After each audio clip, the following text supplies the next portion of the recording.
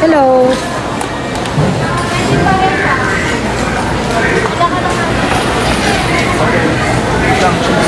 Dito tayo ngayon guys. Masama pakiramdam pero kailangan natin mamili para sa bagong taon.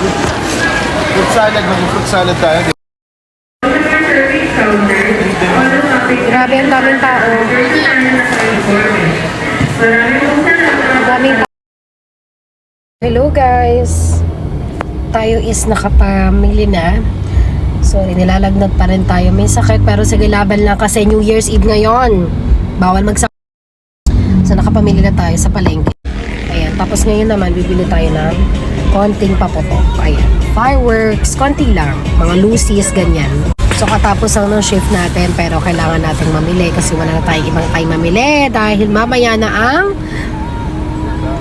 New Year's Eve. So tumitingin-tingin lang siya si Mark ng paputok. Ano budget lang? So yun. Ay nako, ang hirap. Nagkakasakit pa talaga tayo ngayon, New Year pa. Alam nyo yun, sa dinami-dami nga naman talaga ng oras na magkakasakit ako. Ngayon pa talaga. Diba? Ngayong holiday pa talaga. Pero okay lang yan kasi kailangan pa rin nating labanan ng sakit. So hindi natin pwede kundihin yan at kailangan pa rin nating kumilos. So nag-budget lang ako para sa paputok. Lucy's, medyo mura dito ha kasi yung 1K marami na tayo mabibili so pwede na yun. At least diba, meron pa rin tayo kahit papano. Diba, kung may budget naman kayo, mas marami kayong budget, edi Cora, ganun lang yun. Ayan, pagpasensyahan nyo na talaga yung boses ko. So nakabili na ako ng mga kailangan namin, so samahan nyo kami for today. I know na excited ang lahat, excited ang mga bata. Ayan, Cora na tayo dyan. At ngayon naman, syempre, gagawa tayo ng ating prosperity bowl. Syempre, hindi nga naman talaga ito mawawala tuwing New Year's Eve. So, ito na nga yung ating mga ingredients. Ayan, yung mga sangkap na kailangan natin para sa prosperity bowl natin. Bulak, rice, tapos yan, 12 eggs. Ipaligid nyo lang sa buong bowl. And by the way, pagpasensahan nyo na yung boses ko dahil galing nga talaga sa holiday flu itong auntie nyo. Ayan, syempre kailangan din natin ng ating 12 gold coins, yung chocolate coins. Ayan, and then syempre 20 pieces din, 12 pieces ng 20 pieces na coins natin, ipalibot lang natin. And then syempre ating paper bills, 12 pieces ng paper bills, ilagay nyo lang din siya sa gilid at itali nyo sa pulang ribbon. Ayan na nga. Tapos nagkamali pa nga tayo, so yan, in-arrange natin siya ulit. And then syempre, yung pinakahuli nating ilalagay dun sa gitna is yung ating orange. At yan, nailagay na natin yung ating orange dyan sa gitna. Tapos, nag-prepare na nga tayo ng 168 pesos at nilagay natin siya dyan sa may ampaw. Ayan, kaya lang dalawa lang nalagay natin. Pero okay na rin yan. Simbolo daw niya ng prosperity, wealth, and abundance this coming 2026. Ayan, okay na nga yung ating prosperity bowl. Ayan, and then pumunta naman tayo siyempre sa ating mga pagluluto dyan. Ayan, kailangan na natin mag-prepare kasi anong oras na. Hindi pa tayo nakakapagluto. So ayan, to the rescue naman tayo dyan. Chop-chop tayo na ating mga bawang, sibuyas para sa ating spaghetti.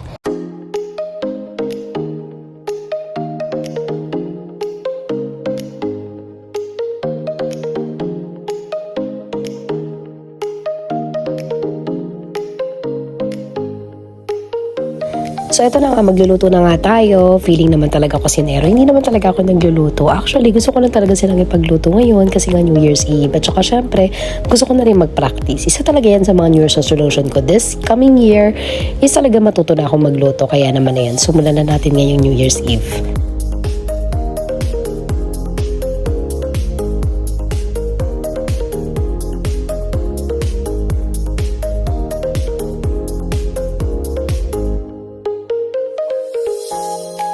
Ayan, syempre, prepare na natin yung sauce ng ating spaghetti. Ayan, pinaghalo-halo na nga natin yung mga ingredients natin dyan. At ginisa na natin yung giniling natin. Ayan, nakita nyo naman na dala-dalawa talaga yung kamay ko dyan. Yung isa, naghahalo sa pang macaroni natin. Tapos ito naman is naghahalo dito sa kabila para sa spaghetti sauce. Ang tawag dyan ay multitasking. Ayan, lagyan na natin ng paminta at timplahan na natin ang ating spaghetti sauce. Pagkatapos nga, ilagay na natin itong hotdog na hiniwa natin. Ayan. Tapos, haluluin lang ulit natin siya. Siguraduhin lang natin na hindi madudurog yung hotdog ha. Ingat-ingat lang sa paghalo. Sunod naman ay i-boost na nga natin itong ating spaghetti sauce. Ayan. Syempre, kailangan yung sagarin dahil sayang naman yan, di ba? At lagyan natin ng konting tubig, halo-halo para maging ready na ang ating spaghetti sauce.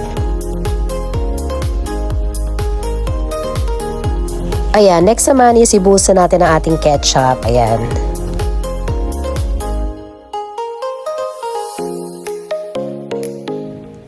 ayan na nga, ready na yung handa natin para ngayong New Year. Ayan, hindi ko na nga na-videohan yung paggawa ng iba kasi naman nakakapagod na talaga. Kaya ayan, pero masaya ako at finally natapos na rin. Thank you God for all the blessings this year. We're ready!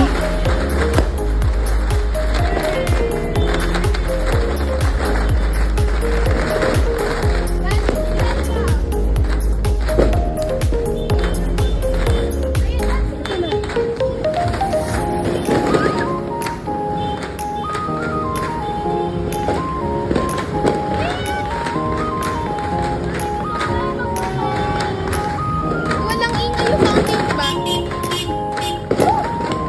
Why?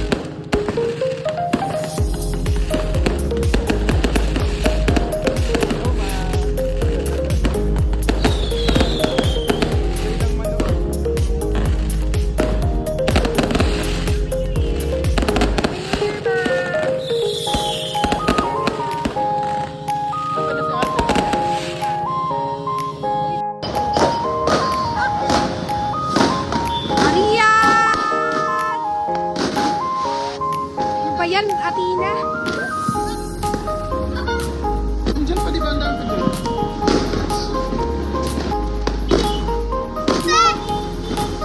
Eh kasi hindi pa tapos. Oh.